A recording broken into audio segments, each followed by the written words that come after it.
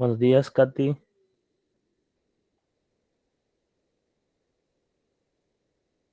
Buenos días, licenciado. Vamos a comenzar, no sé, los demás estudiantes. No, dije a las 10:05, ¿verdad? Dije 10, pero no se han conectado. Vamos a esperar 2 minutos más. Ok, está bien, licenciado.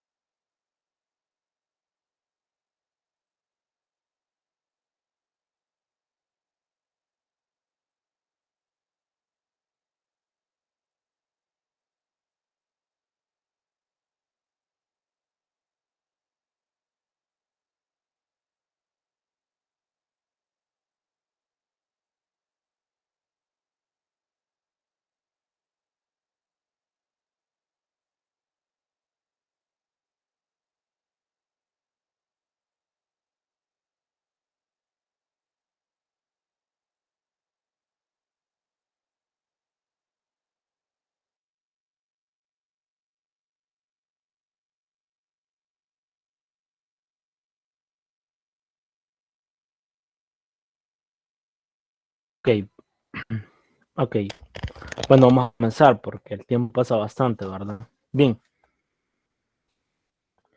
Nomás recordarles, ¿verdad? Sí. Recordarles que, quiero ver, aquí tengo anotado la tutoría, la autoevaluación. Vamos a ver. Es para el martes 7, ¿verdad? Creo que por aquí está, lo tengo anotado. Por aquí tiene que estar. Ok, vamos a ver. Ok, la tarea es para el 6 de diciembre. Hoy tenemos 4, es decir, el día lunes es el último día para entregar la tarea de lógica y teoría de conjunto, ¿verdad? Hasta el día lunes 6 de diciembre, ¿verdad? Veamos. Sí, el 6 de diciembre, día lunes. Y el martes tiene la autoevaluación, que ahí viene de la unidad 5 y 6, ¿sí? Pero le voy a preguntar al coordinador, porque ahí en la planificación didáctica está de que es de la unidad 6, pero no hemos visto la unidad número 5, entonces tiene que ser 5 y 6, creo yo. Pero por cualquier cosa yo les voy a confirmar en el grupo, ¿verdad? Entonces la tarea es para el 6, la autoevaluación número 5 es el 7 de diciembre, tendría que venir de la unidad 5 y la unidad número 6, ¿verdad? Sí, dígame, Catherine. Disculpe, licenciado, fíjese que en la plataforma aparece que la tarea número 2 es para el 11 de diciembre. Oh. Bien, Sí, eso iba a mencionar que es para el 10 una y para el 11 es la otra. ok, ok. Bien, voy a verificar ahorita. Es que o sea, yo me baso siempre en las planificaciones. O sea, ya si el coordinador lo modificó, pues decisión de él, ¿verdad? Por una parte está mejor porque le da tiempo. Vamos a ver. Si gusta, sí revise o le pregunta a él si se mantiene para el 6, porque sí, acá en la plataforma parece que la de lógica es para el 11 y y la de álgebra y funciones es para el Sí, 10. correcto, correcto. Y me disculpan el caso. Yo me baso en la planificación de todo. Ya si él cambió el horario, pues fue decisión de él, ¿verdad? Sí, sí, tiene razón, es para el 11. Gracias por la notificación. Si ustedes verifican en la planificación, si quieres se los muestro, ahí aparece lo contrario que para el Sí, 6. yo ya la revisé y ahí sí aparece el 6. Estuve Correcto. revisando en las rutas y todo eso y me confundí y ahora le iba a preguntar porque igual aquel día no me pude conectar. Sí, si él lo modificó. Veamos. Ajá, sí, está bien. Muchas gracias ahí por la aclaración. Yo les digo, yo me baso en eso porque eso es donde la planificación de uno se guía. Ya si él dio más tiempo, yo creo que mejor, porque así tienen más tiempo ustedes. Para el 10 sábado y el domingo está el examen, ¿verdad? El domingo 12 de diciembre, de mañana en 8 está el examen, segundo examen de lógica y teoría de conjunto, ¿sí? Vamos a ver, tablación 4, 4, no he dicho nada. Ok, no he dicho nada, pero de la autoevaluación la voy a preguntar, ¿sí? Para ver porque la autoevaluación está para el, para el 7 martes, pero si lo modifica, pues lo voy a preguntar, ¿sí? Muchas gracias por la aclaración ahí disculpen en ese caso, pero yo lo veo mejor todavía porque así tienen más tiempo. Hacen la tarea y estudian y estudian, digamos, para el examen también. Otras cosas que les quiero mencionar, que estudien los materiales, vean los ejemplos que están ahí, que eso les van a ayudar bastante, ¿sí? Bien, vamos a iniciar, ya es 10 y 20, vamos a continuar con la unidad número 5. La unidad número 6 es un poco más aceptable, ya que hemos visto la parte de las funciones, ¿verdad? Pero también lean el material que está en la unidad número 6 también, ¿verdad? Bien. Este es un poco tedioso lo que vamos a ver ahorita, ¿verdad? Y es la parte de los grafos que vimos, diagrama de Hans, cuando eran relación de equivalencia.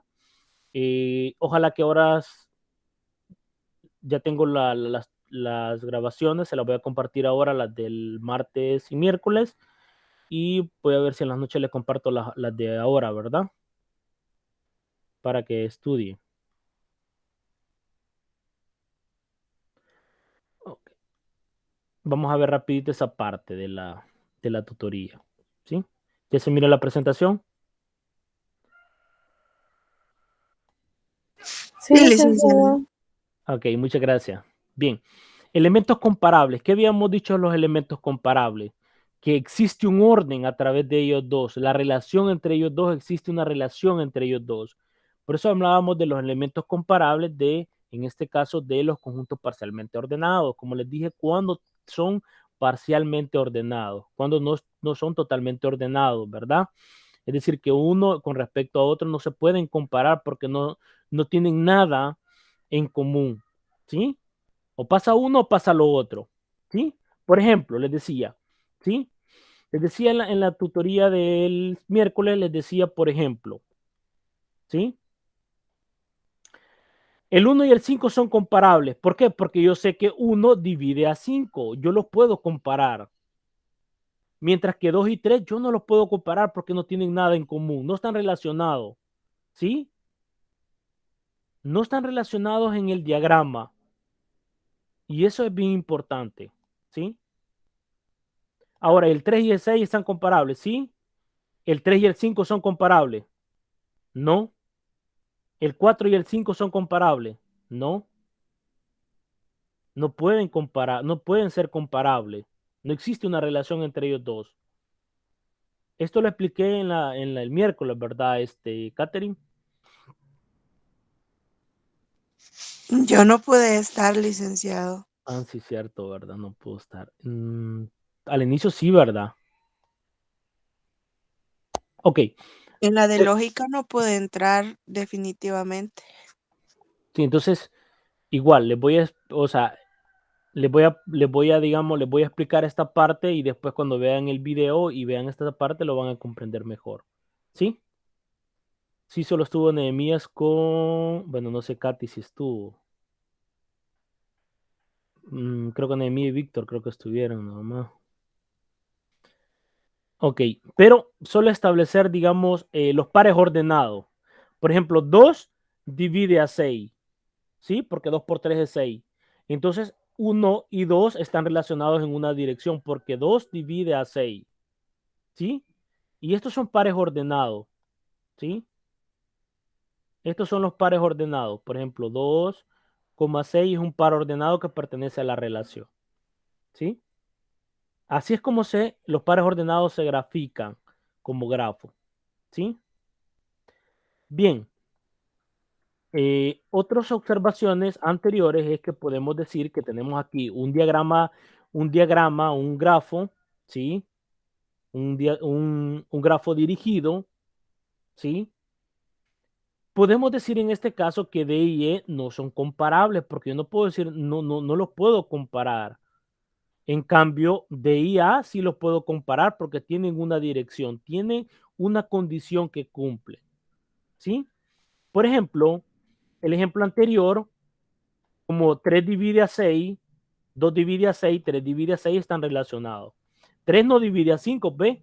No tiene ninguna dirección entre ellos, ¿sí? De eso se trata. Así es como se hacen los grafos de, los grafos de las relaciones, ¿sí? Que vimos en la tutoría número 4 también, ¿verdad? ¿Cómo graficarlo? Por ejemplo, si yo, para adelantarlo un poquito, ¿verdad? Si yo tengo, por ejemplo, una relación, ¿sí? Para que tengan una idea, ¿sí? Perdón. Igual.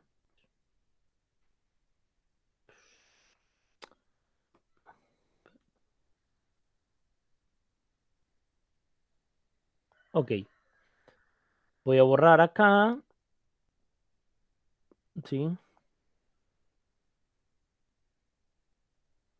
Por ejemplo, yo tengo una relación R y R es igual a, para que vean cómo se hace el grafo rápido, ¿sí? 2,2, 2,3, por ejemplo, los pares ordenados, ¿sí? Y 4,3, ¿sí? ¿Cómo puedo graficar? El 2 va al 2, yo pongo el nodo, pongo el 2 acá y me dicen que el 2 va al 2, ¿sí? Hace un bucle entre ellos. Y por eso que aparece el A, porque A va de A a A, ¿sí? El 2 también va al 3, ¿sí? Al 3, ¿verdad? Porque acá estaba, el 2 va al 3, ¿sí? Y yo acá tengo el 4, ¿sí? Y el 4 me dice que va al 3, ¿sí? Y le hago la flechita. Estas flechitas indican la dirección que tienen. Se le llaman arista y los puntos se le llaman vértice. Así es como se grafica, por ejemplo, esta relación, para que tengan una idea, ¿sí?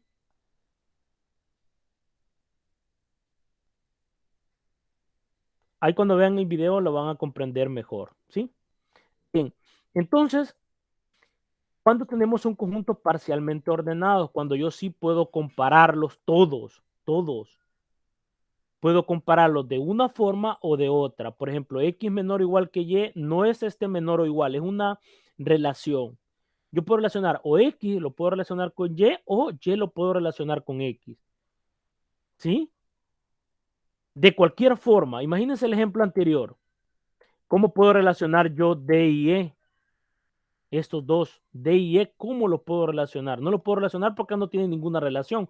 Por ejemplo, 2 y 4 no los puedo relacionar yo. Por eso estos se llaman que son parcialmente ordenados, no son totalmente ordenados. ¿Sí? Porque no los puedo, no hay una relación que yo puedo tener. Por ejemplo, 2, 4 no aparece aquí en mi relación. Por lo tanto, no es totalmente ordenado. ¿Sí? Eso es lo que significa que esté totalmente ordenado. Que yo tengo una cadena totalmente ordenada del conjunto A y de que está totalmente ordenado. Parcialmente significa que algunos los puedo comparar, no todos. Y totalmente ordenado lo que significa es que yo los puedo comparar a todos. No hay ninguno que no los puedo comparar. ¿Sí? Bien. Minimales y maximales. En el conjunto, ¿sí? Esto es bien importante, ¿verdad? En el conjunto parcialmente ordenado hay algunos elementos que desempeñan un papel especial. Algunos de estos elementos se definen a continuación. Maximales y minimales. ¿Sí? Si AR un orden parcial, ¿sí? Es decir, que tiene un orden parcial, no es totalmente ordenado. ¿Sí? Parcial es que algunos sí se pueden comparar y otros no. ¿Sí? Pero que no dice el minimal. Si R, si R es de un orden parcial sobre el conjunto A, B que está incluido en A, si B pertenece al conjunto B y B está incluido en el conjunto A, es decir, lo que yo estoy viendo acá es esto, ¿sí? Yo tengo el conjunto A y este es mi conjunto B, ¿sí? Por eso que B está incluido en A, ¿sí? Esto, ¿verdad? Este es mi A y lo que está dentro es B. Si entonces B es un elemento minimal de B, sí, solo sí, que existe un X que pertenece a B tal que X está relacionado con B y que X es distinto de B. Es decir, que no existe ese X. Esta es la negación. Ya lo hemos visto en lógica. No existe un X. ¿Por qué? Porque B es el minimal. No hay otro. Es el menor que se relaciona con los demás. ¿Sí?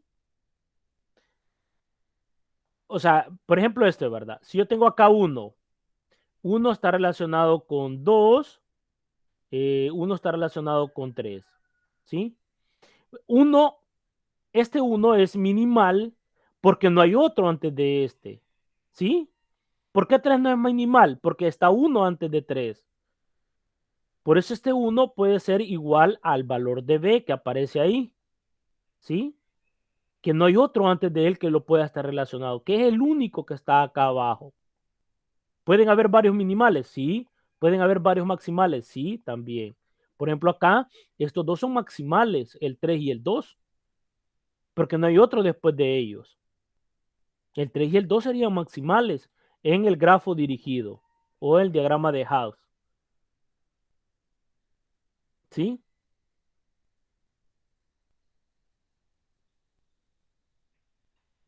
De la misma manera, B es un elemento maximal si no existe otro X donde B se relacione con X.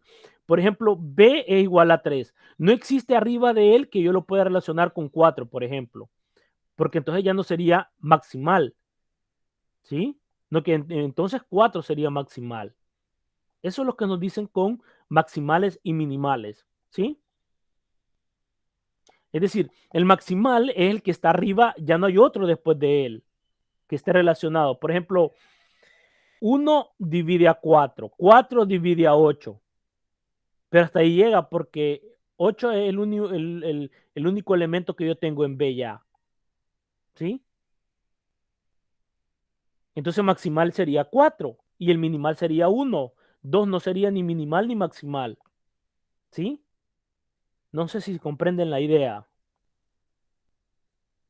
porque me pueden preguntar, ¿verdad?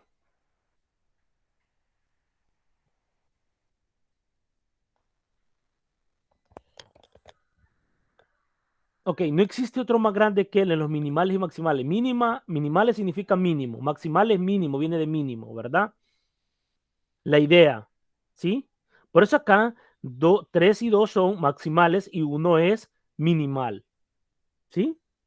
En los grafos dirigidos, que eso es lo que van a ver, ¿sí? En el ejemplo anterior, ¿cuál sería maximal en este diagrama de Higgs? Diagrama de Higgs es que yo le quito la simetría, no, le quito la reflexividad y la transitividad, ¿sí? Y eso lo van a ver en la grabación. Ahora les pregunto, ¿cuál sería minimal en este ejercicio? En este diagrama de Higgs, por lo que hemos explicado en la otra clase, en la diapositiva anterior, perdón. Sería 1, Correcto. Maximales, 5 y 6 ajá, solamente. y 4. Correcto. ¿Sí? 4, 5 y 6 son elementos maximales, mientras que 1 es minimal. Perfecto. Esa es la idea fundamental. ¿Sí?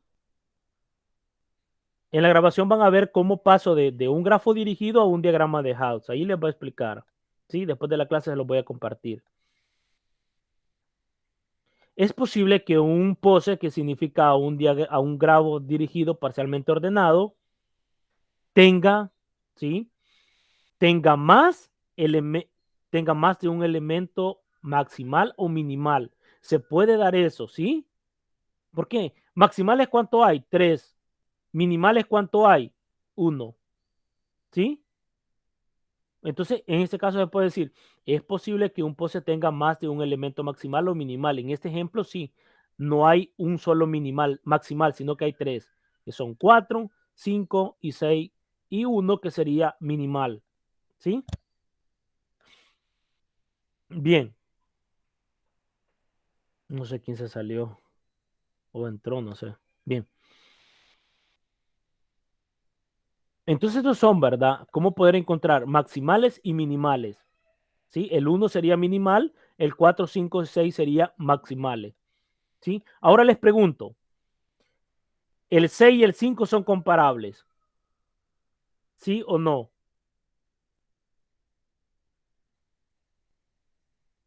No, ¿verdad? El 1 y el 2 sí son comparables, ¿sí? El 2 y el 4 sí son comparables, ¿sí? El 2 y el 6 son comparables, ¿sí? Existe una relación entre ellos dos. Por ejemplo, el 6 y el 5 no existe una relación entre ellos dos. ¿Sí? Esa es la idea de cuando hablamos de minimales y maximales y de elementos comparables. Bien. El siguiente ejemplo se tiene en los siguientes diagramas de House. ¿Sí? Vean este diagrama de House. ¿Sí?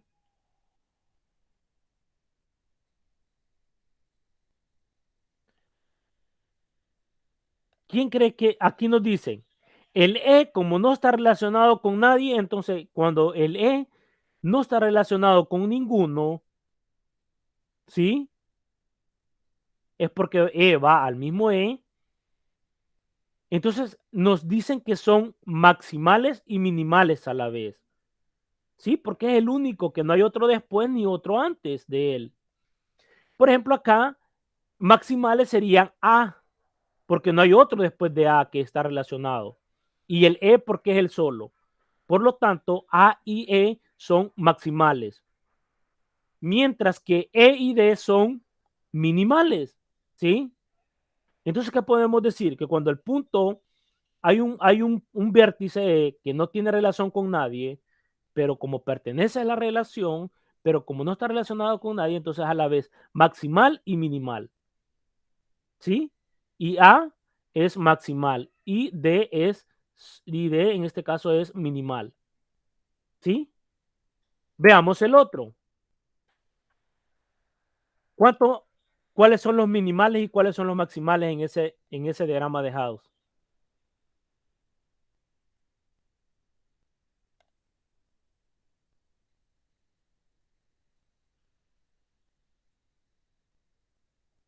pregunto, ¿quién son los maximales y minimales en el B?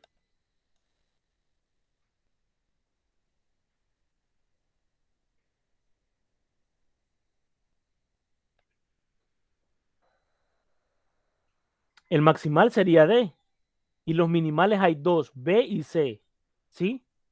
Es decir, estos son los minimales, B y C son los minimales y D sería maximal, ¿sí?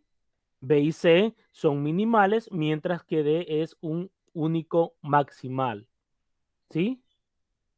Veamos este.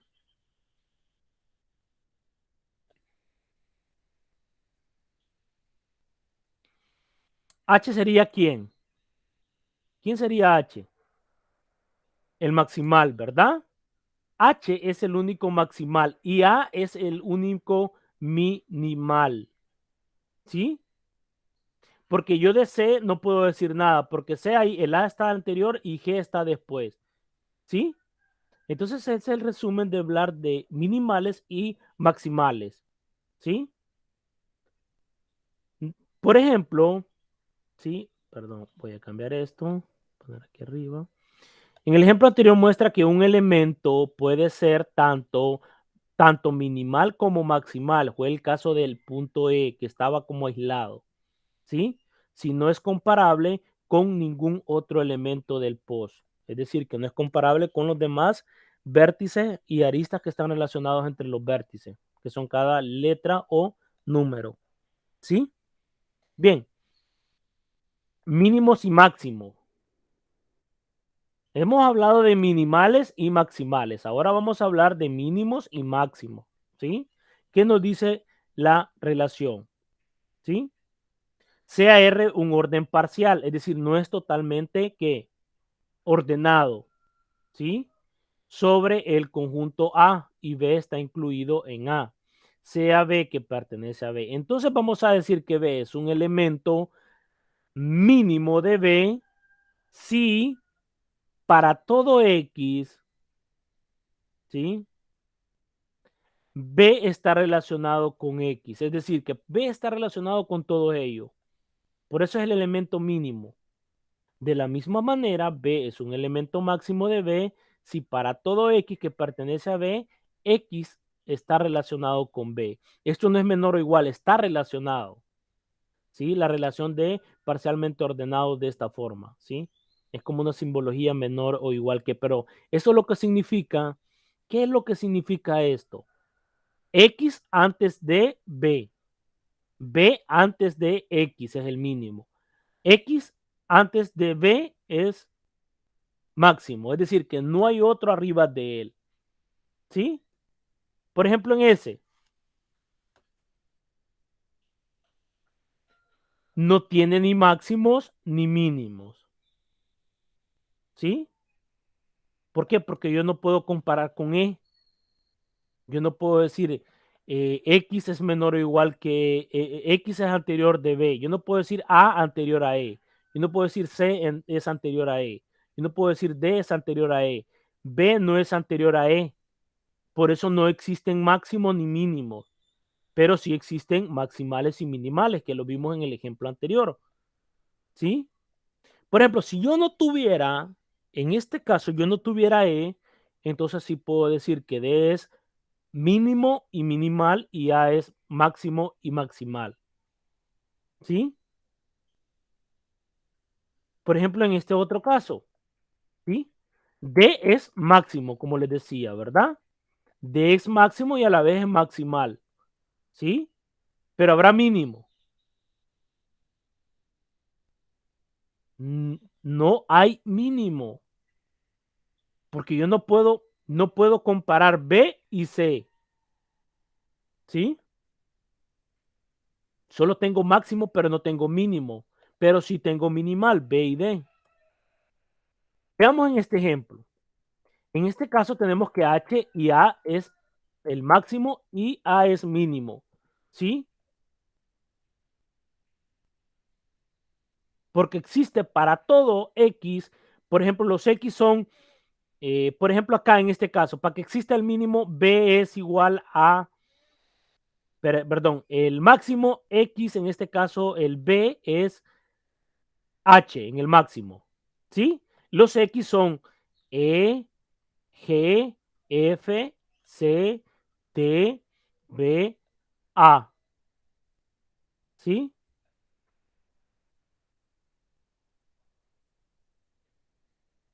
Entonces por eso H es máximo y A es mínimo, ¿sí?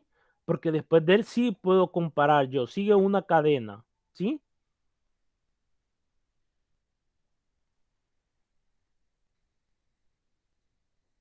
Teorema, sea R en un orden parcial sobre el conjunto A y B está incluido en A. Si B tiene un elemento mínimo, entonces ese dicho mínimo es único, ¿sí? Por ejemplo, en el ejemplo anterior, si ustedes observan, aquí hay dos minimales, ¿sí? Entonces no existe el mínimo, aquí hay un mínimo. Y si existe un mínimo, tiene que ser único. Eso es lo que dice el teorema, ¿sí? Sea R una orden parcial sobre el conjunto A donde B está incluido en A, que eso es lo que vimos en teoría de conjunto en la unidad número 3. Si B tiene un elemento mínimo, entonces dicho mínimo es único. Teorema. Sea R un orden parcial sobre el conjunto A donde B está incluido en A. Supongamos que B es el mínimo de B, entonces B es también un elemento minimal de B, como les digo, ¿verdad? Y es el único elemento minimal que debe de existir. Porque si tengo dos, por el ejemplo anterior, acá en el B, este es el clave ejemplo, ¿sí? Como no tiene mínimo, si tiene mínimo es minimal y ese único. Porque si hay dos minimales, ya no existe el mínimo. Por ejemplo, acá B y C son minimales, por lo tanto no existe un mínimo. Acá el A, en este caso el A sí es mínimo, y si es un mínimo, tiene que ser único. Y si es único, entonces el elemento minimal es único también. Es el único elemento minimal que tiene que existir. ¿Sí? ¿Ven la relación? No quiero que nos confundamos ¿cómo les puedo explicar? No quiero que nos confundamos de elementos minimales y maximales. Son dos cosas totalmente diferentes, aunque en algún momento pueden estar, sumamente pueden ser iguales. ¿Sí? Entonces, por eso A, en este ejemplo C, A es minimal y es mínimo. H es maximal y es el único máximo que hay y es máximo también. Acá es máximo y es maximal también, pero no tiene dos minimales y si tiene dos minimales, que en este caso son B y C, por lo tanto no existe el mínimo. Es como un trabalengua, ¿verdad? Y vamos a ver la otra parte que bien es un poco más confuso, pero es más interesante y eso sí lo van a ocupar bastante también, ¿verdad? En lo que es el transcurso de la carrera. ¿Sí? Y con lo mismo sucede con B. Si R es un orden parcial y B es un elemento minimal de B, entonces B es elemento mínimo de P. ¿Sí? Esos teoremas son bien importantes, ¿sí? Aquí viene un poco lo más, esto sí es un poco más tedioso, pero vamos a ver. Vamos a hacer la recta de los reales. Vamos a ver para que tengan un poquito más que todo una idea de las cotas superiores. Por ejemplo, yo tengo la recta real, ¿sí? ¿Sí? X, ¿sí? En- Entonces vengo y digo yo, voy a cambiar otro color, ¿sí? Yo tengo el conjunto A, que aquí está el 0, y el conjunto A va hasta el 8, ¿sí? Este que estoy sombreando es el conjunto A en la recta, ¿sí? Hasta 8, ¿verdad? ¿Sí?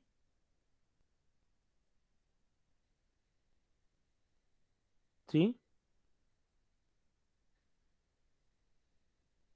Ahora voy a escribir el conjunto, perdón, Perdón, voy a borrar esta parte. Ok, otra vez. Les voy a explicar la idea. El conjunto, es un intervalo el conjunto A. ¿Sí? Ahora lo voy a hacer de amarillo. ¿Sí? No, otro color. Vamos a ver un morado. Un morado que vaya desde 0, no, quiero ver, desde 4 a, desde 2 a 4. ¿Sí? Es decir, el intervalo B es igual a ¿quién? Al intervalo cerrado 2,4. El conjunto A es igual a ¿quién? Desde 0 hasta ¿quién? Hasta 8, ¿verdad? ¿Sí? Bien. Óigame bien, hoy vamos con la definición para que tengan una idea de lo que se está hablando, ¿sí? Sea A, el conjunto A, y R, que es la relación, ¿sí? Es como un par ordenado, pero son conjuntos dentro del par ordenado, ¿sí? Un conjunto parcialmente ordenado y sea B un subconjunto de A, el 2 al 4 está incluido en A. Un elemento U de A es llamado cota superior o mayor antes de B, si y solo si, para todo X que pertenece a B, X es menor o igual que, o sea, que X está relacionado con U. En este lado cabe la mencionar menor o igual, pero no, eso no es menor o igual. Es la relación que está. ¿Sí?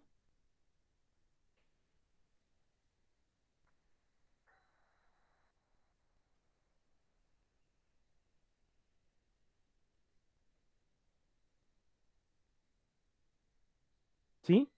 Entonces vemos acá y decimos algo. Ahora, aquí quiero que pongamos mucho cuidado en lo celeste. Esta, desde 4 en adelante, son cotas superiores. Por ejemplo, 4 es una cota superior. ¿Sí?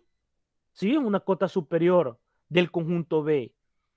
5 es una cota superior del conjunto B. Sí, aunque no pertenece, pero sí. Por ejemplo, acá 5, lo que está de celeste son las cotas superiores que hay. ¿Y quién es la menor cota? Si lo toma el 4, va a ser 4. ¿Sí? O sea que 7 son cotas superiores. ¿Y cuál es la menor cota superior? Y aquí nos dice, se dice que un POSIT está acotado por arriba si existe alguna cota superior. Similarmente, con el elemento L de A es llamado cota inferior o minorante de B si para todo X L es menor o igual que X. Ahora, ¿quiénes son? Ahora, ¿quiénes son los, perdón, atrás? Ahora, ¿quiénes son las cotas inferiores? Acá está 1, un medio. Todas estas son cotas inferiores. ¿Y cuál es la menor cota de todo esto? ¿Cuál es la mayor cota? El 2. La mayor de las cotas inferiores es 2. La menor de las cotas superiores acá es 4. ¿Sí? Y lo que está, las cotas superiores, hay muchas arriba del conjunto B, que son 4, 5, 6, 5.1. ¿Sí? Pero ¿cuál es la menor? 4. Es la menor de las cotas superiores. Es que eso es bien complicado. Hablamos de menor, uno quiere ponerse en mente, dice menor, no. El menor de las cotas superiores. Por ejemplo, acá, por ejemplo, acá tenemos desde 4 hasta 8. ¿Quién es la menor cota? ¿Quién es la menor de las cotas superiores? 4. ¿Sí? Porque hay muchas, pero yo necesito la menor. Por ejemplo, acá, del 0 al 2. ¿Sí? Aquí está el 2 y aquí está el 0. Aquí están todas las cotas inferiores. ¿Cuál es la mayor cota inferior del conjunto B? 2 si lo tomas, si no sería 1.99, ¿sí?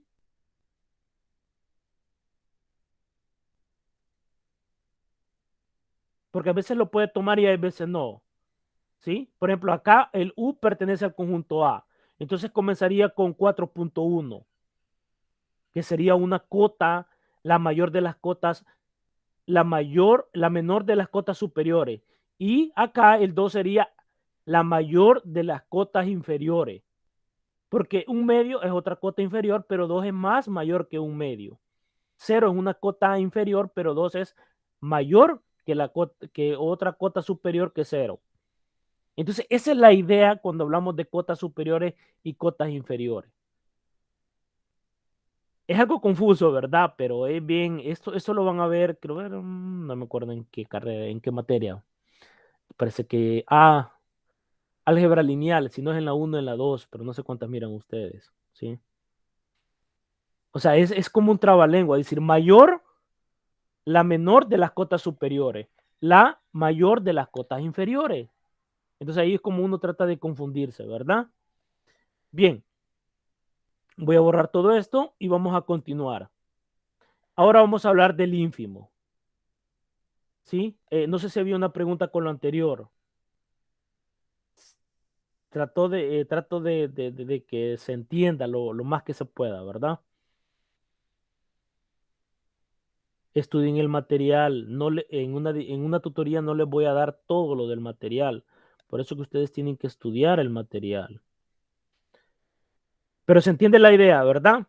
Y vamos a decir, se dice que el POSET está acotado por abajo. Lo último me interesa. El POSET, que es el de orden parcial, la gráfica del grafo dirigido de orden parcial, está acotado si posee tanto cota inferior como una cota superior. Por ejemplo, B está acotado superiormente como inferiormente. Ahora vamos a hablar de los ínfimos. Sea R un orden parcial sobre un mismo del conjunto A y B que está incluido en A. Si U es el conjunto de todas las cotas superiores de B y L es el conjunto de todas las cotas inferiores, ¿cuál sería U todas las cotas superiores en el ejemplo anterior? ¿Sí? Puede ser 4, 5, 6, 7, 8, 7.7, 5.5. L es el conjunto de todas las cotas inferiores. Puede ser 0, un medio, un tercio, un cuarto, 1, 1.5, 1.6, 3 medios, ¿sí? Que es lo mismo. 3 medios igual a 1.5. Si U tiene un elemento mínimo, a este elemento se le llama menor de las cotas superiores o supremo. ¿Sí? Se le llama supremo. Por ejemplo, ahí les decía que 4 era la mayor de las cotas superiores. Entonces 4 es el supremo. Si L tiene elemento máximo, si L tiene elemento máximo, si tiene un elemento máximo, ese elemento se le llama mayor de las cotas inferiores o ínfimo de B. ¿Quién era en ese caso del ejemplo? El 2 era la mayor de las cotas superiores. Eso se le llama ínfimo. ¿Sí? Esa es la idea de hablar de cotas superiores e inferiores. ¿Cómo podemos cotar esas cotas? ¿Cómo podemos tener cotas superiores e inferiores, verdad? Vamos a ver un ejemplo. Por ejemplo, determine, ¿sí? Determine si existen las cotas superiores, ¿sí?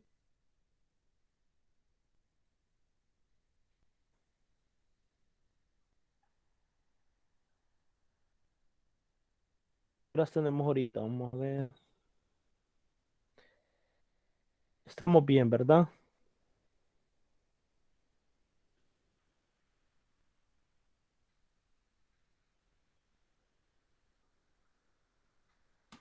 Bien. Determine si existen las cotas superiores e inferiores de los supremos e ínfimos de los subconjuntos IJ, EDH y BE, D del POSE representado por el siguiente diagrama. de house. ¿Sí? ¿Quién es el diagrama? Todo este diagrama es el conjunto A. Y yo tengo su conjunto. Estos son los B sub 1 que está incluido en A. Estos son los B sub 2 que están incluidos en A. Y el ED que está incluido en B sub 3. ¿Sí? ¿Quiénes son B sub 1? Estoy hablando de I y J. ¿Sí? En el diagrama de House. Pero ¿qué podemos observar? ¿Sí? Para ir terminando con la parte de la unidad. Para el conjunto A, bueno, aquí le he llamado A, pero es B sub 1, le llamé yo acá. Es lo mismo, cualquiera le podemos llamar. ¿Sí? El conjunto de las cotas inferiores se representan por U sub A. ¿Sí? Las cotas inferiores. ¿Quiénes son las cotas inferiores? Sería H, aquí está H, E, D, C, A, B. E, D, C, A, B. Y alguien me puede decir, pero mire, profesor, ¿por qué G no es? Porque, porque G se puede comparar perdón, aquí. Voy a borrar para que no. Voy a borrarlo todo, voy a borrar todas. El G está comparado con I, pero el G no puedo decir nada de J y el conjunto está hablando de I, J. Entonces tengo el conjunto de las cotas superiores, de las cotas inferiores. ¿Sí? Note que G no es parte de este conjunto, ya que a pesar de que G está relacionado con I, está relacionado de alguna forma con I, pero G no está relacionado con J. Por lo que no cumplen con la definición del mayorante. ¿Sí? Entonces, esto viene importante. ¿Quién va a ser el mayor de las cotas inferiores? Asimismo, note que H es el elemento máximo del conjunto A sub A. Después de, antes de I y J, lo podemos ver, ¿sí? I y J está H. No hay otro. Entonces, H, ¿quién va a ser? H va a ser el ínfimo del conjunto A, de este conjunto A. Y después dice, A no tiene cotas superiores, ya que no existen. Después de I y J no están relacionados con otro. Entonces, de todos estos conjuntos que están acá, del U sub A, H es el ínfimo, el mayor de las cotas inferiores. Ningún elemento de X del pose tal que I y J sean ambos anteriores a X. Es decir, que son los que están más arriba. No hay otro después de él. ¿Sí? Esa es la idea para encontrar los supremos, el ínfimo y el supremo. Continuación. Para el conjunto B, ¿quiénes son? E, D y H. El conjunto de las cotas superiores, ¿quién va a ser? I, J y el mismo H. ¿Sí? Porque lo podían tomar. Recuerden cuando les dije, la cota superior la puede tomar. Que comenzaba desde 4. ¿Sí? Hasta 8. Las cotas superiores.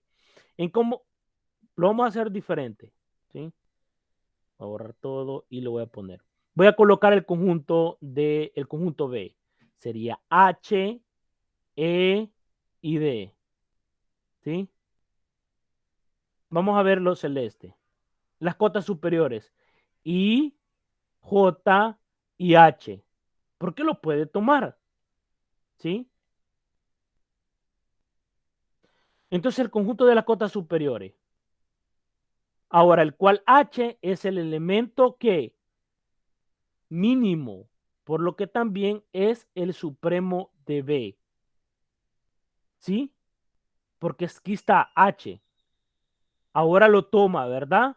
Si lo toma, entonces ese va a ser el supremo. Es el menor de las cotas superiores del conjunto B. Más aún, dado que H pertenece a B, entonces H es también el máximo de B. ¿Sí? Si yo solo me concentro en estos tres, ¿quién es el máximo de ellos? H. ¿Existe el mínimo? No, no existe. El conjunto de las cotas inferiores de B va a ser ¿quién? C, A y B. Y C sería el elemento máximo, que también es el ínfimo, es decir, el mayor de las cotas inferiores. Y el H es la menor de las cotas superiores. ¿Sí? No sé si se entiende esta parte. No sé, alguna duda, díganme, no sé si tienen o se comprende.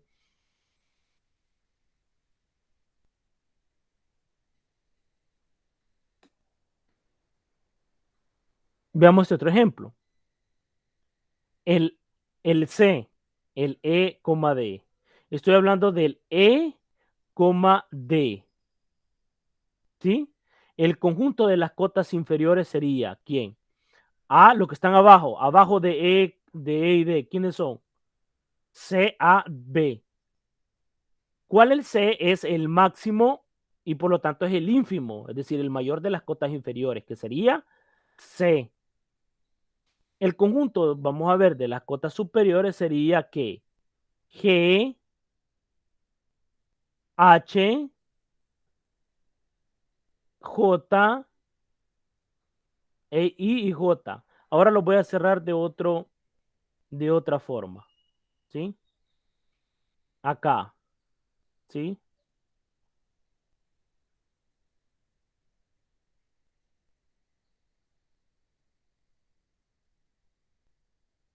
¿Sí? Note, sin embargo, que tanto G como H son minimales de este conjunto.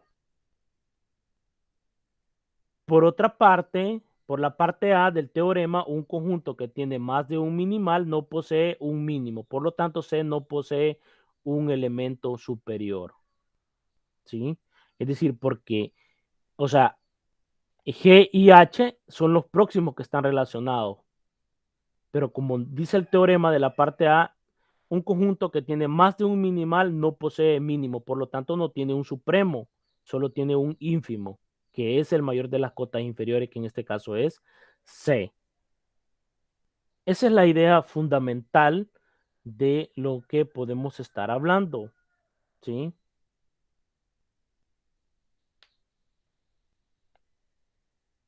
Y esto sería lo que es la unidad, terminando lo que es la unidad número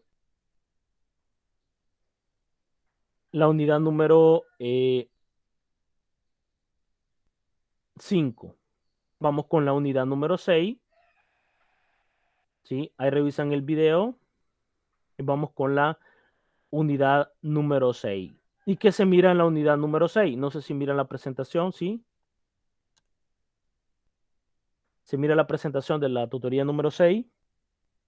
Sí, licenciado, sí se ve. Sí, licenciado.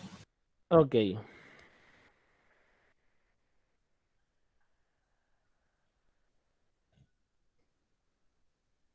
Hoy vamos a hablar de funciones y es lo mismo que hemos visto, ¿sí?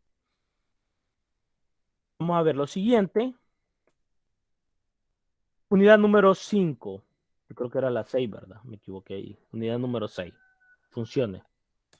Pero igual. Transformaciones rígidas. Es lo que hemos estado viendo. ¿Se acuerdan cuando estábamos viendo funciones exponenciales, ¿verdad? Cuando le sumábamos 2 a lo que es al recorrido, lo que hacía que la gráfica se movía hacia arriba o hacia abajo. O si no, se movía, si multiplicábamos por el argumento, se movía hacia la derecha o hacia la izquierda. ¿Sí? ¿Sí? Entonces, tenemos lo siguiente. ¿Sí?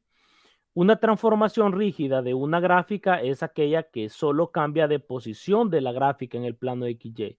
¿Se acuerda que cuando movíamos a la y igual a E X más 2 se movía 2 unidades hacia arriba, pero no cambia su forma, ¿sí? Y esta es la gráfica, ¿sí? Si esta, yo tengo la función esta, ¿sí? Vamos a hablar de función. Ya vimos cuando es una función, una línea vertical, y si toca 2 puntos ya no es una función. Donde C es una función en constante positiva. Si a la gráfica le sumamos una constante C, es la gráfica F se desplaza C unidades verticalmente hacia arriba. Si ustedes recuerdan, cuando teníamos la función, no me acuerdo cuál era, y igual a 2 elevado a la x o 3 elevado a la x más 2. Este 2 es el C, ¿sí? Entonces se movía 2 unidades hacia arriba, ¿sí? Se movía 2 unidades hacia arriba. Si le ponemos negativo porque C es positivo, entonces la gráfica se desplaza C unidades verticalmente hacia abajo. Si le sumamos al argumento, se desplaza C unidades horizontales hacia la izquierda, si le sumábamos al argumento. Si le restábamos al argumento X menos C, entonces la gráfica de F se desplaza C unidades horizontales hacia la derecha, ¿sí? Hacia la derecha,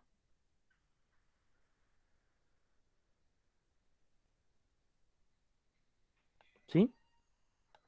Entonces, esto es bien importante, saber manipular desplazamientos verticales y horizontales de las gráficas. Por ejemplo, esa es la gráfica y igual a f de x, como está demostrado ahí en el plano cartesiano, ¿sí? Veamos qué pasa si yo le sumo c. ¿Qué pasó? La gráfica se movió de posición, pero no cambió de forma, ¿sí? Se desplazó hacia dónde, ¿sí? Se desplazó, vamos a ver, voy a cambiarte. Ok, esta es la gráfica original. Cuando yo le sumé C, la gráfica se movió C unidades hacia arriba. Vean cómo se desplazó. La que está azul es la gráfica original y se desplazó a una gráfica rojo oscuro, ¿verdad? ¿Sí? O rosado fucsia, no sé. ¿Sí? Solo se desplaza. ¿Qué pasa si le resto C? ¿Qué pasa? La gráfica original se movió verticalmente C unidades hacia abajo. ¿Sí? Veamos este otro. Cuando yo le sume C en el argumento adentro del paréntesis de F, entonces la función se va a mover ¿qué? C unidades hacia la izquierda. ¿Sí? De la original se movió hacia la izquierda. ¿Qué pasa si yo le resto en el argumento? La gráfica original se movió C unidades hacia la derecha. Vean que la forma de la gráfica no se ha modificado, solo cambió de posición. Y eso es lo que hacíamos cuando estábamos viendo funciones exponenciales, ¿verdad? ¿Se recuerdan, verdad? ¿Preguntas?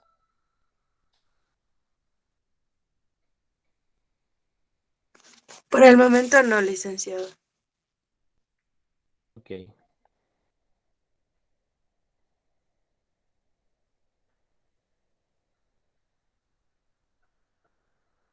No, licenciado, no tengo ninguno. Ok, gracias. Bien. Va, por ejemplo, la gráfica. Dice este otro ejemplo. Ya hablamos de gráfica, de funciones, y igual a x al cuadrado más 1. Y es igual a x al cuadrado menos 1. Y es igual a x al cuadrado más 1.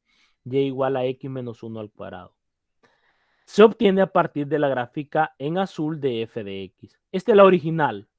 Cuando yo le sumo 1, ¿hasta dónde a dónde se movió esta función, la primera? Vamos a ver negro, ¿sí? Esta es la función original que yo tengo. Cuando le sume 1, ¿esta hacia dónde se movió? ¿Cuántas unidades se movió? ¿Hacia arriba o hacia abajo, hacia la izquierda o hacia la derecha?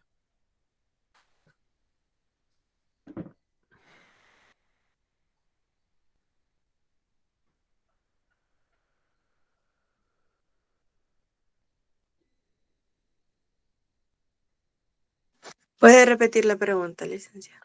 Esta es la función original, la de azul, por decirlo así. Y si le sumo 1, esta gráfica, porque yo a esta le sumé 1, obtuve esta otra. Ahora esta, al graficarla, se movió hacia arriba o hacia abajo, o hacia la derecha o a la izquierda. Le sumé 1. Considero que a una unidad hacia arriba. Correcto. ¿Y esta otra?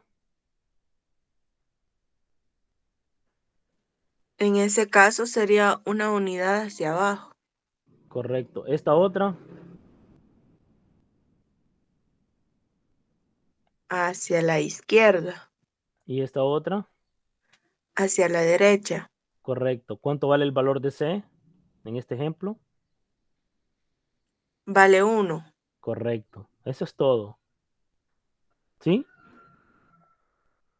O sea, el punto de partida de la función f de x igual a x al cuadrado. La primera se movió una unidad hacia arriba. Vean que solo se movió la parábola abierta hacia arriba, se movió una unidad. Estaba en 0, ¿sí? Estaba en 0 y se movió una unidad hacia arriba, ¿sí? Ahora estaba en el origen y se movió una unidad hacia abajo. Ahora estaba en el origen y se movió una unidad hacia a la izquierda.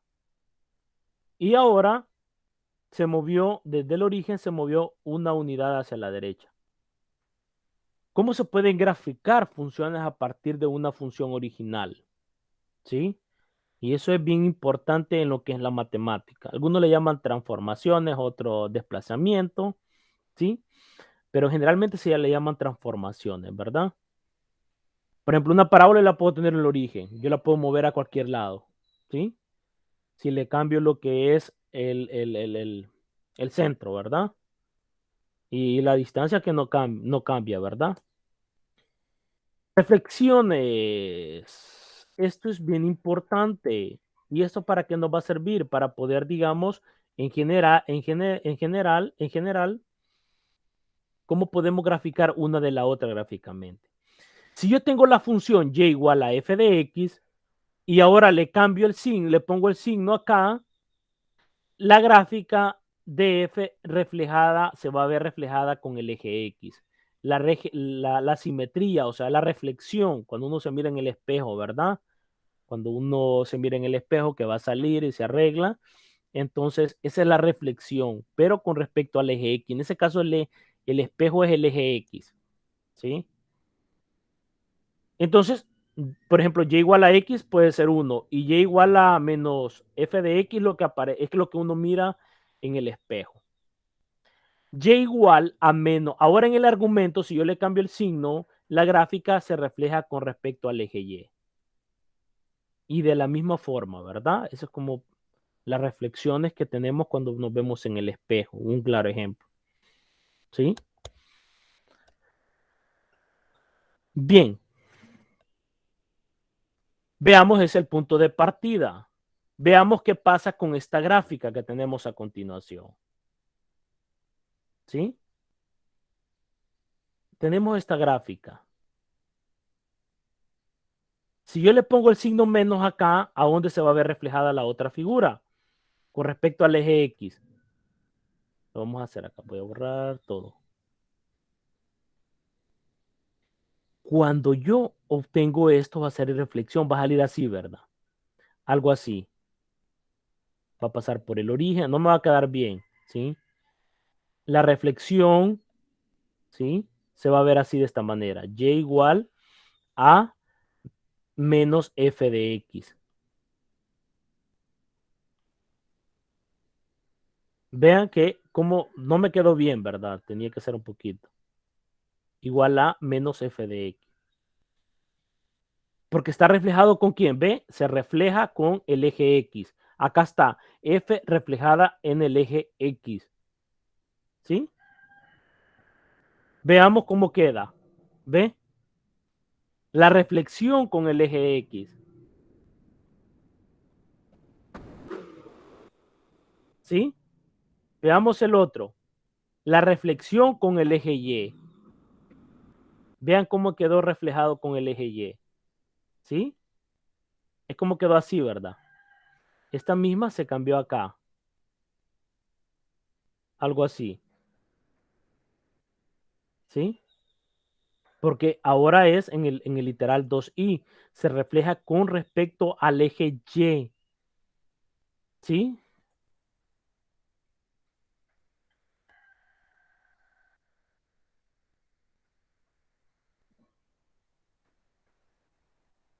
Bien.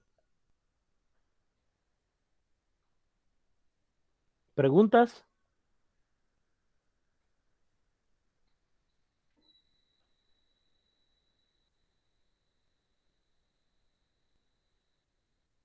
Por el momento no, licenciada. Ok. Vean, si yo tengo yo tengo esta función, puedo graficar esta fácilmente. De ahí solo le pongo el reflejo nada más. Por ejemplo, esta gráfica. Solución. ¿Cuál creen que va a ser la reflexión con respecto al eje X? Es decir, partiendo de la función esta va a ser, ¿a dónde va a aparecer esta? ¿Cómo cree que se puede dibujar acá?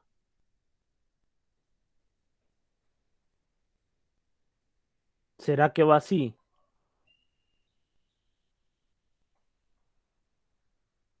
¿Sí o no? Esta.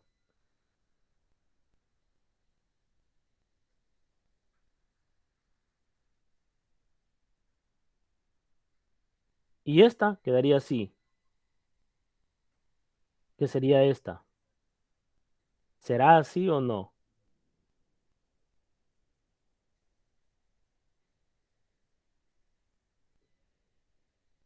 ¿Sí?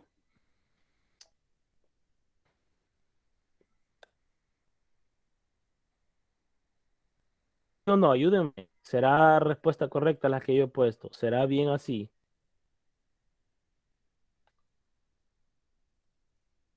¿Será que se reflejan con respecto al eje X? Yo considero que sí, licenciada. Ok, vamos a ver, lo voy a borrar. Bien, correcto, ¿verdad? Literal B.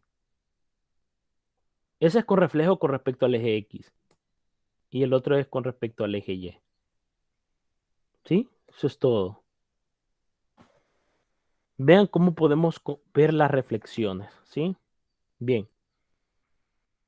Ahora vamos a ver estiramiento y comprensión verticales. ¿Sí? ¿Qué nos dice el teorema? Por eso lean los materiales. Ahí hay varios ejemplos donde ustedes pueden estudiar. ¿Sí?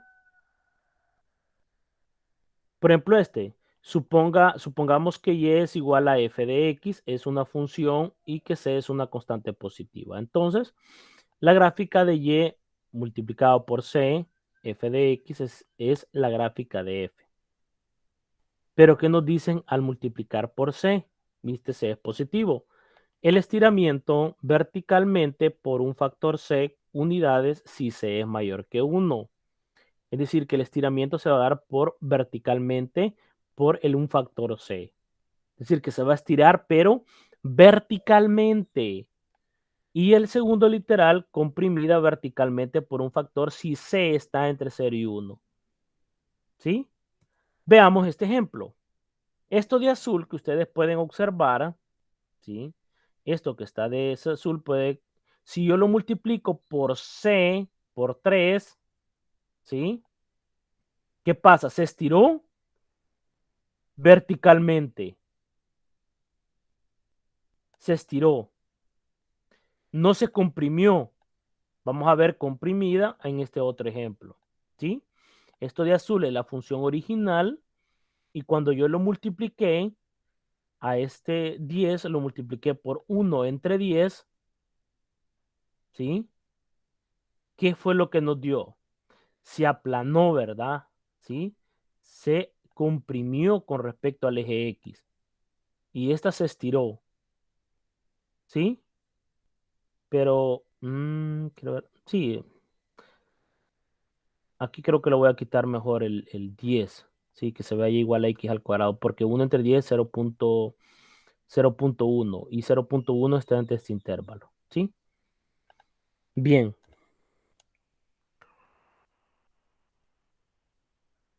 ¿Sí? Entonces, vean cómo se estira verticalmente o se comprime verticalmente, dependiendo cómo es C. Si C está entre 0 y 1, se comprime. Si C es mayor que 1, se alarga. ¿Sí?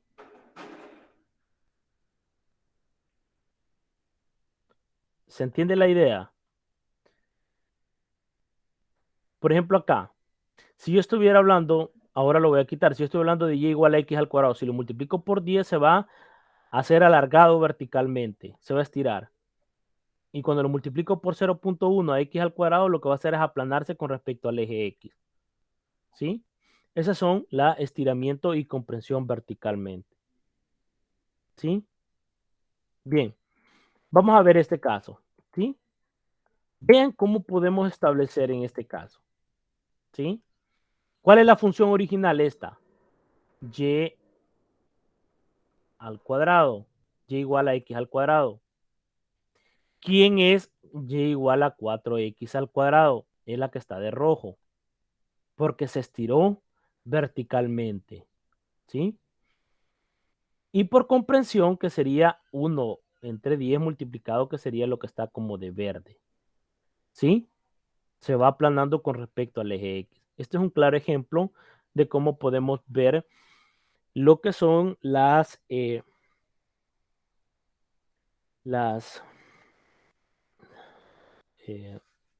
ya sea estiramiento vertical o compresión vertical. ¿Sí? Veamos este otro ejemplo que tiene que ver en la parte de con respecto al eje, la reflexividad de las tres funciones, pero con respecto al eje X. ¿Sí? Solo cambió, ¿verdad? Tenemos menos, menos y menos. ¿Sí? Lo que estaba en la función, que estaban para arriba, ahora están para abajo y se mueve de la misma forma. ¿Sí? Funciones definidas por parte. Estas son las que estuvieron viendo las funciones seccionadas. ¿Sí? Y eso es bien importante, ¿verdad?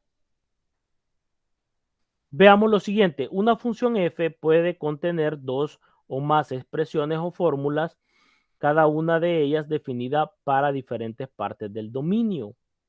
Una función definida de esta manera se llama función definida por parte o funciones seccionadas.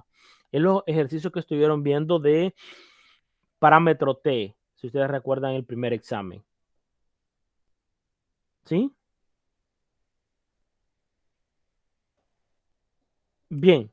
Graficar la función definida por parte. Vean cómo está definida f de x. Para los x menores que 0, la función va a valer menos 1. Para x igual a 0, la función va a valer 0. Para x mayor que 0, la función va a ser x mayor que 1. Entonces se grafican las tres. ¿Sí? Solución. Si ustedes ven, cuando x es menor que 0, cuando x igual a 0 y cuando x es mayor que 0, entonces cubre todo el dominio. Aquí está el dominio. ¿Sí?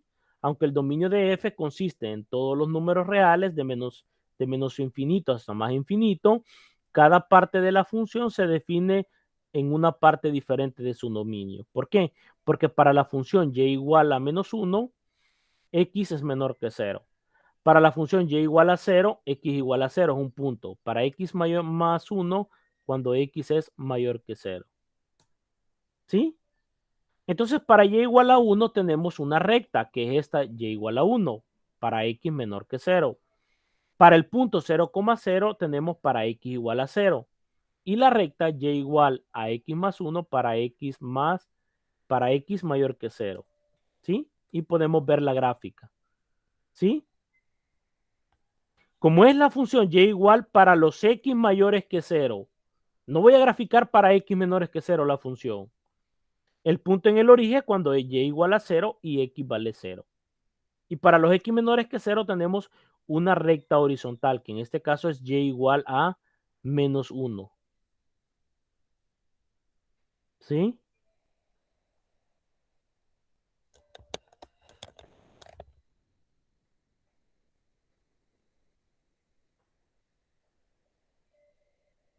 Esas son cómo se pueden graficar funciones por parte. Hay otros ejemplos ahí en el material. Por favor, estudien los ejemplos de los materiales. ¿Sí? ¿Preguntas? O sea, se grafican por parte teniendo en cuenta el dominio, restringido el dominio. Ah, para x menores que 0, ¿sí? Acá están los x menores que 0. ¿Quién voy a graficar? Y igual a menos 1, es una recta horizontal. Para x igual a 0, aquí lo tengo. Y igual a 0. Para x mayor que 0, aquí tengo la gráfica, ¿ve? La gráfica no va a pasar acá abajo, no, solo es donde está definido el dominio, ¿sí? Eso hay que tenerlo en cuenta, ¿sí? Bien, combinaciones de, no sé si tiene alguna pregunta con respecto a esto. Tienen que definirlos por partes, una función que está definido por partes.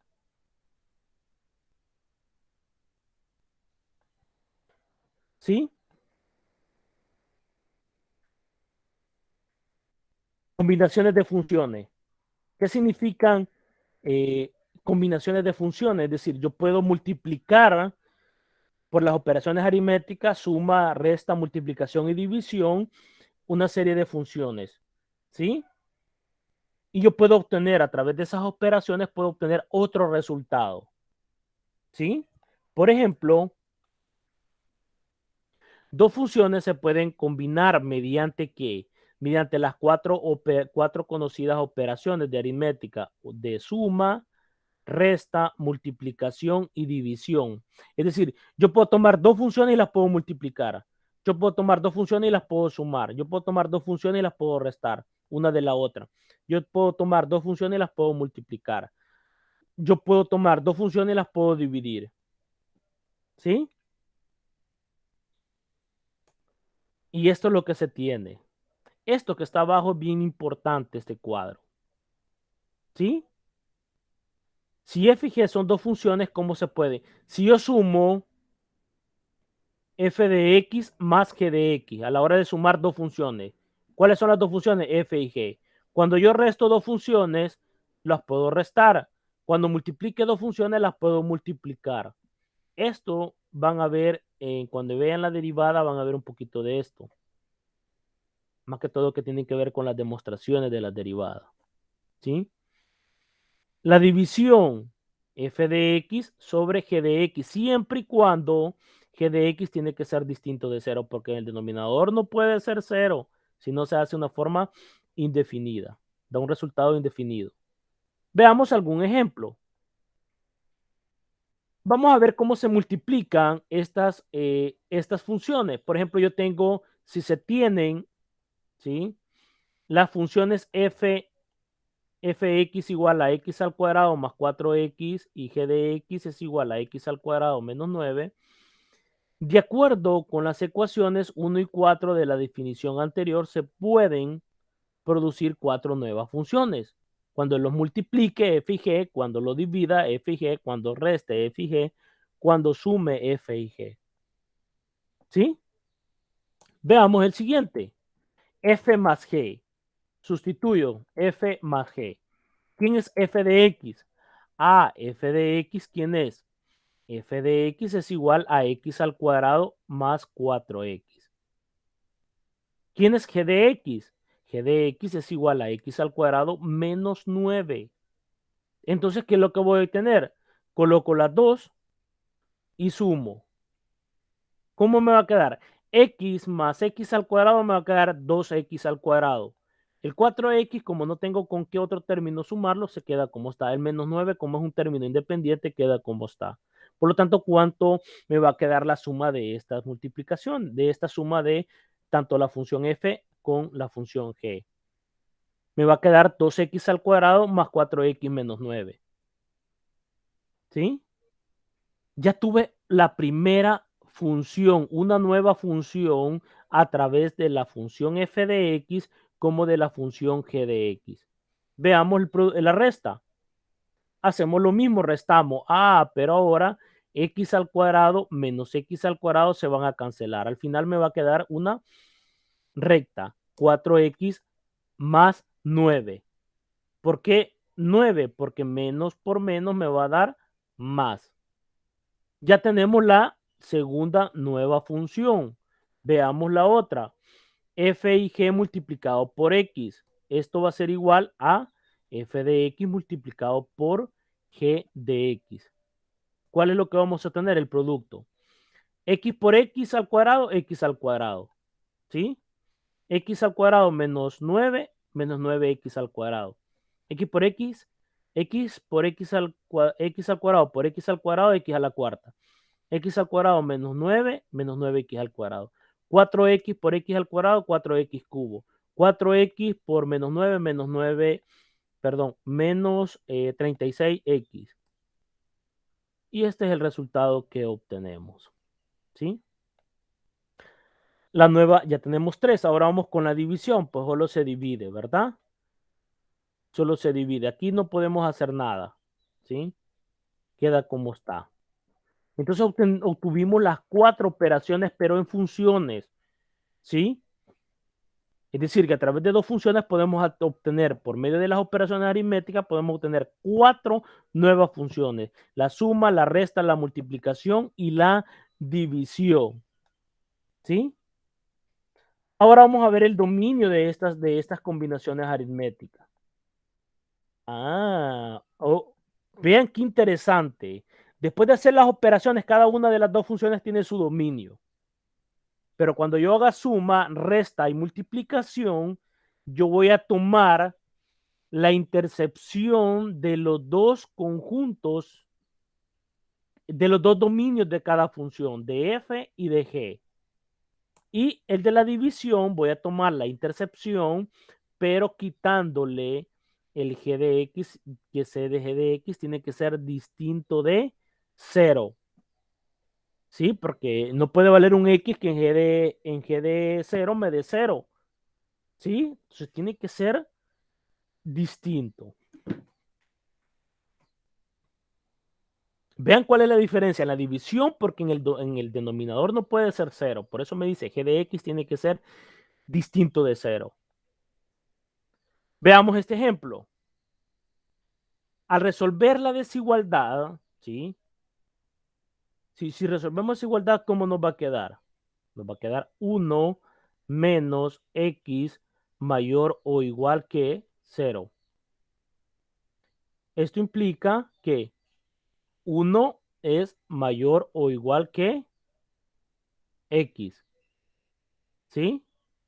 Esto implica que x, ¿sí?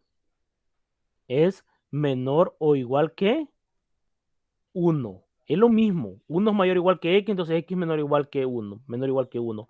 Entonces el dominio va desde menos infinito hasta 1, porque son todos los x que están al lado de la izquierda de 1. Entonces es el dominio de f de x. ¿Sí? Es decir, que el dominio de f de x solo de f de x de menos infinito, 1. El intervalo cerrado porque toma el 1. De igual forma, el dominio de g de x más 2 tiene que ser como, para sacar el dominio, x más 2 tiene que ser mayor o igual que 0. ¿Y esto por qué? Porque las raíces no permiten, la raíz cuadrada no permitan valores negativos. Por lo tanto, a lo sumo que puede ser lo mínimo la raíz de x tiene que ser 0 o mayor que 0. Entonces, x es mayor que ¿quién? Que menos 2. Es decir, son los de menos 2 hasta más infinito. Por lo anterior, el dominio de la suma, ¿cuál va a ser? Tenemos f de x más g de x. Esa es la suma. ¿Quién va a ser el dominio? La intercepción. Lo que tienen en común ellos dos. Por ejemplo, la solución de f de x, ¿quién era? ¿De dónde iba? Aquí tengo 1, aquí tengo el 0. ¿Cuál era la solución? El dominio de f de x. Lo vamos a poner acá. Era esto. ¿Sí? Ahora vamos a ver lo otro. ¿Sí?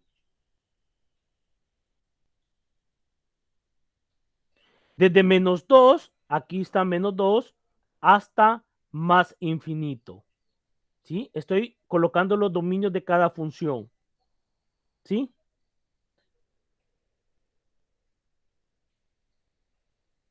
Aquí está, ¿quién? Menos 2. ¿Y cuál es la intercepción? Lo que tienen en común los dos colores. Por lo tanto, es todo este tramo, ¿sí? Por lo tanto, el de la intercepción va a ser este, desde menos 2 hasta 1. Es todo esto que tienen en común de intercepción. Ese es el dominio de la suma de estas dos funciones.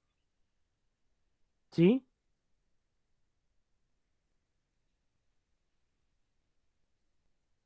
¿Se entiende cómo podemos encontrar la intercepción de dos conjuntos? Tenemos que ver la intercepción. Este U para abajo significa intercepción. ¿Qué es lo que tienen en común tanto el conjunto desde menos infinito hasta 1 como desde menos 2 hasta más infinito?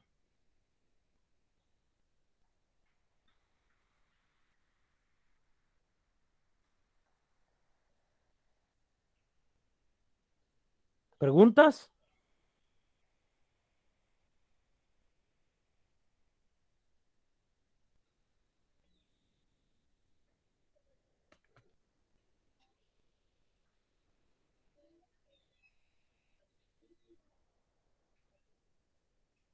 ¿Sí? Bien, vamos a continuar. Funciones inversas. No sé si había una pregunta. No, licenciado, todo claro. Ok. Bien. Funciones inversas. Esto ya lo hemos visto. ¿Cómo podemos encontrar las funciones inversas? Una función, ¿sí? Perdón que siempre. Ok. Eh, ya lo último, ver la parte de las funciones inversas. Para ir terminando.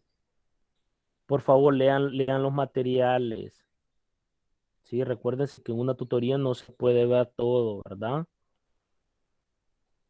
¿Sí? Se dice que una función f es 1, 1 o bionívoca si cada número en el rango de f está asociado con exactamente un número en su dominio. Es lo mismo que hacíamos, f de x1 es igual a f de x2, eso implica que x1 es igual a x2. Si son diferentes porque tiene dos valores, entonces ya no es inyectiva. ¿Sí? Por ejemplo, vean este ejercicio por qué no es inyectiva, por qué no es 1, 1. El valor de C es el mismo, ¿sí? Pero entonces X1 debería de ser igual a X2, pero son diferentes. Uno está a la derecha y el otro está a la izquierda, ¿sí? Por eso no es inyectiva. Y recuerden que para que sea inyectiva trazamos una recta horizontal y si toca dos puntos, entonces ya no es inyectiva, ¿sí? Veamos esta. Para un C, por ejemplo, C puede valer Y igual a menos 4. Solo está un elemento, se le pertenece, es decir, que X1 es igual a X2. ¿Sí? Por ejemplo, vamos a ver este. F de X, vamos a ver esto. ¿Sí? X sub 1 elevado al cuadrado de la función más, perdón, que estoy viendo la otra función. Vamos a hacer este. Vamos a demostrar por qué no es inyectiva. ¿Sí? Esto. Tenemos que, para que sea inyectiva, veíamos que se cumplía lo siguiente. ¿Sí? F de x1 era igual a f de x2. ¿Sí? Entonces, ¿qué vamos a decir? Para que sea inyectiva, x1 tiene que ser igual a x2. Entonces comenzábamos. Sustituíamos en la función x1 al cuadrado más 1, ¿sí?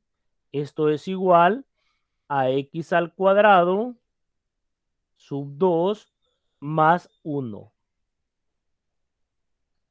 Se cancela el 1, lo paso, se me cancela el 1 y solo me queda x al cuadrado, ¿sí? x1 al cuadrado, perdón. ¿Sí? x1 al cuadrado. Y esto es igual a x al cuadrado, x2 elevado al cuadrado. Si aplicamos valor absoluto, si le aplicamos la raíz cuadrada, voy a obtener el valor absoluto de x sub 1 y esto va a ser igual al valor absoluto de x sub 2. ¿Sí?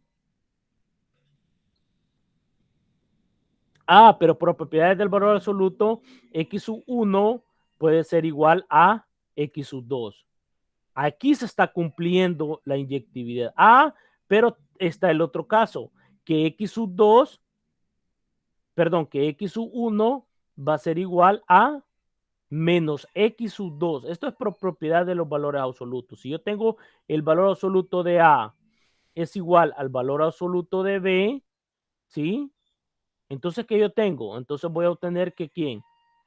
¿Sí? Que A es igual a B, ¿sí? Y que B y que A es igual a menos B, ¿sí? Entonces, x1, si yo lo me hubiera dado esta parte, hubiera salido, pero me da que x1 también es igual a menos x2, entonces ya, no, ya rompe, ¿sí? Por lo tanto, no puede dar dos resultados. Y ahí es donde ya no es inyectiva, ¿sí? Vean esta otra, si es inyectiva, ¿por qué? Al trazar una línea horizontal solo toca un solo punto, ¿sí? Es 1 a 1. Por lo tanto, esta es 1 a 1, es decir, que es inyectiva y esta no es inyectiva. Y eso ya lo habíamos visto anteriormente. ¿Sí? Bien. Funciones inversas. Recuerdan que yo les di una propiedad en el WhatsApp cuando estaban resolviendo el examen que se cumple esto. Sea f una función 1 a 1, es decir, que tiene que ser inyectiva con dominio en X, rango en Y. La inversa de f es f inversa de menos 1, así se representa, cuyo dominio es Y y rango es X, para los cuales se cumple esto. ¿Sí? F inversa de f a la menos X igual a X para todo X en Y. Y f de inversa de f de X para toda X en el conjunto X del dominio.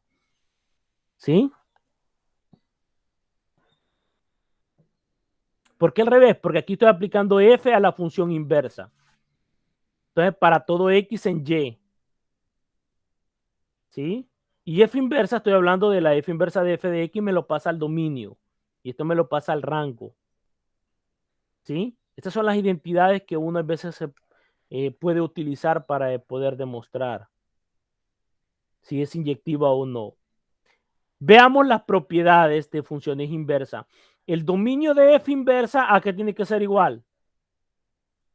Al rango de f. Cambia. Es decir, el dominio pasa al rango de la otra función. El rango de la f inversa es igual al dominio de f. Si y es igual a f de x, equivale a que x sea igual a f inversa de y. ¿Sí? ¿Por qué esto es cierto? Por la inyectividad. Si yo tengo que y es igual a f de x, si yo le aplico f inversa de y, f inversa de 1, no me queda muy bien, f inversa de 1 de y, esto es igual a f inversa, estoy aplicando la f inversa a ambos lados de la igualdad que está arriba. Perdón, acá de f. Aquí está f. Ah, pero yo estoy aplicando f, f inversa a f de x. Y eso aquí es igual a x. Por lo tanto, f a la menos 1 de y es igual a ¿quién? A x. Y eso es donde llegamos acá. Una función inversa f menos 1 es 1, 1. Es decir, si la función es inversa y es 1, la función f de x es inversa, tiene función es inyectiva, la inversa también es inyectiva, es 1, 1. La inversa de f inversa es f. Esto es porque la inversa, aplicarle otra vez la inversa, nos da la misma función f. La inversa de f es única, porque es inyectiva, entonces tiene que ser única. Veamos un ejemplo. Y f de x igual a... Yo quiero encontrar la función inversa, y esto es bien importante. ¿Qué es lo que vamos a hacer primero? Lo vamos a comenzar poniendo que y es igual a x al cubo. ¿Por qué? Porque y, en nuestro caso, y es igual a f de x, porque tenemos que el dominio y el rango tienen que estar 1 a 1. ¿Comienzo a qué? Entonces despejo x, ¿sí? Es decir, si yo despejo a x, como que le aplique la raíz cúbica a ambos lados, ¿sí? Si yo tengo acá, por ejemplo, y es igual a x al cubo, ¿sí? Si yo le aplico la raíz cúbica, ¿sí? De y, esto va a ser igual a la raíz cúbica de x al cuadrado, ¿sí? Pero entonces la raíz cúbica de y, acá solo me va a quedar la raíz cúbica de x al cubo, nosotros sabemos que esto es x. Entonces y se puede escribir como 1/3 y esto es igual a x. Entonces por eso llegamos acá, ¿sí? Otra cosa, pues no voy a borrar esa parte, ¿sí? Ahora cambiamos la definición de las variables para obtener y. Ahora, ¿qué hago?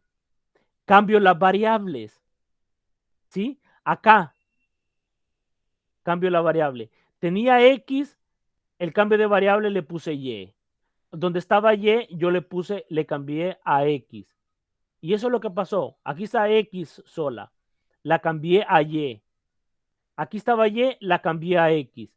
Y esta es la función inversa, porque esta va a ser igual a ¿quién? A la raíz cúbica de x. Y como ya sabemos que es 1, 1, que es inyectiva, entonces existe la función inversa. ¿Y cuál es esa función inversa? Esta que he encontrado acá, que esta es igual a f de menos 1 de x, ¿sí? Y tiene que ser la reflexión de las funciones inversas es la identidad. ¿Cuál es la identidad? El reflejo es en y igual a x. Aquí la reflexión con la identidad, con la función y igual a x. Perdón que siempre voy a borrar acá. Y igual a quién? Y igual a x. Esas son las reflexiones de ambas funciones. Y ya las vamos a ver grafiquemos. Esta es la función. Ya vimos que es inyectiva. Trazamos una línea horizontal, toca solo un punto inyectiva. Y le podemos demostrar también que es inyectiva.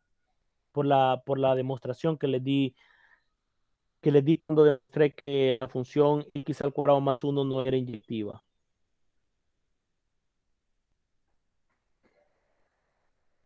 ¿Sí? Ahora voy a graficar la función inversa. Vean cómo cambió. La inversa de esta es esta. Después de encontrar la inversa, la graficamos. Ahora vean las dos juntas. Ahora voy a graficar las dos juntas en un plano cartesiano. Vean que las dos funciones están reflejadas con la función identidad. ¿Cuál es la función identidad? Y igual a x. Están reflejadas una de la otra, están reflejadas por la y igual a x, por la función identidad. Por eso les mencionaba esto acá. Y igual a x. ¿Sí? Y así es como tienen que encontrar la inversa de una función. ¿Sí? Y esto sería todo. ¿Sí? Por ejemplo, si yo les quiero demostrar que la función, por ejemplo, x, quedó por ejemplo acá, ¿verdad? Anteriormente, ¿sí? Eso es todo. Si yo quiero demostrar, voy a quitar esto. Si quiero demostrar que ya esta función es inyectiva, hacemos lo mismo.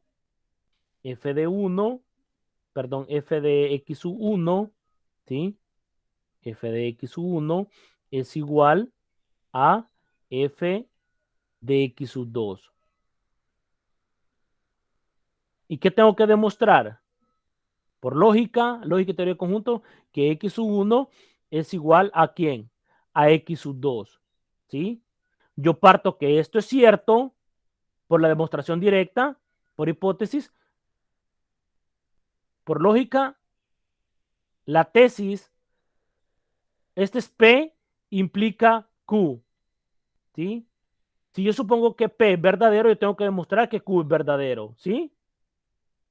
Entonces acá hacemos, me va a quedar, para que vean cómo se relacionan las dos materias, x al cubo es igual a x1 a x2 elevado al cubo. Al aplico acá, aplico la raíz cúbica, ¿sí? La raíz cúbica a ambos lados, ¿sí? La raíz cúbica, pero como esto no tiene nada que ver con valores negativos, porque esto siempre puede ser negativo o positivo, ¿sí? Acá me da el resultado. x1 es igual a x2. Y era lo que quería llegar, a demostrar Q. Y esto es Q, ¿sí?